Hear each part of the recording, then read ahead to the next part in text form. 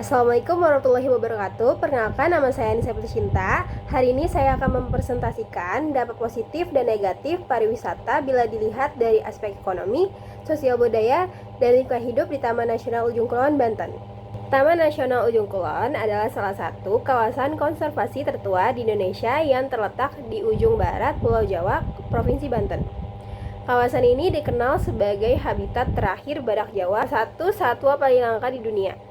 Ujung Kulon juga telah ditetapkan sebagai warisan dunia UNESCO sejak tahun 1991 karena keanekaragaman hayati dan pentingnya konservasi di wilayah tersebut. Keunikan dan daya tarik Taman Nasional Ujung Kulon memiliki 1.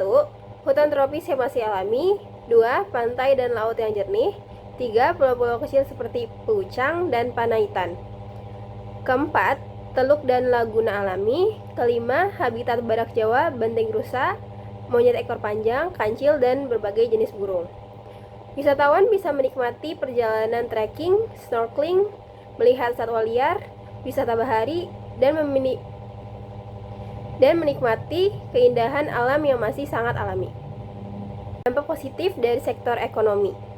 Pertama, ada lapangan pekerjaan yang baru. Kedua, pendapatan masyarakat meningkat. Ketiga, pengembangan usaha lokal. Contohnya itu, masyarakat sekitar bisa menjadi pemandu wisata, bisa membangun homestay, dan bisa menjadi pedagang yang menjual pernak-pernik souvenir cenderamata untuk para wisatawan. Kedua, ada dampak positif dari sektor sosial budaya. Pertama itu, masyarakat menjadi lebih bangga dan peduli terhadap budaya lokal. Kedua, transfer pengetahuan dan pengalaman antar wisatawan dan negara lokal. Ketiga, mendorong pelestarian tradisi dan adat. Ketiga, ada dampak positif dari sektor lingkungan. Pertama, meningkatkan upaya konservasi flora dan fauna. Kedua, meningkatkan kesadaran masyarakat tentang pentingnya kelestarian alam. Ketiga, dana wisata digunakan untuk pelestarian habitat satwa.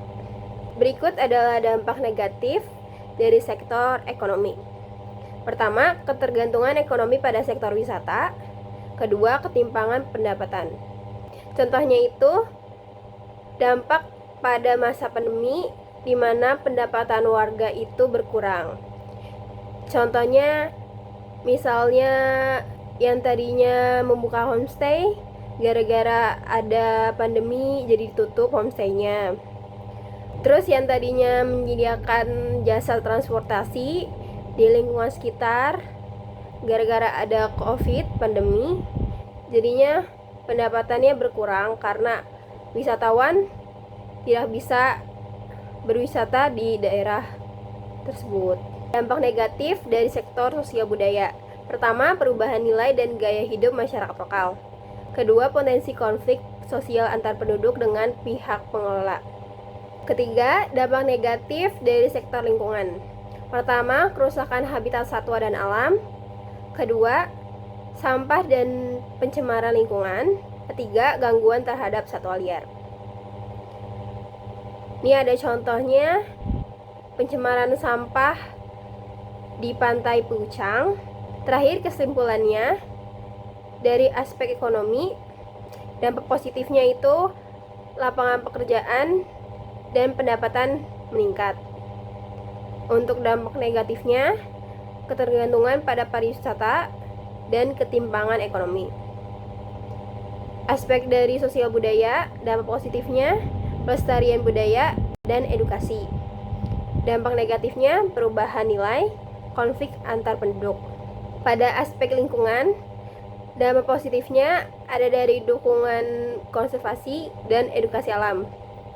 Serta dampak negatifnya adalah kerusakan habitat, polusi, dan gangguan pada satwa. Sekian presentasi dari saya. Wassalamualaikum warahmatullahi wabarakatuh.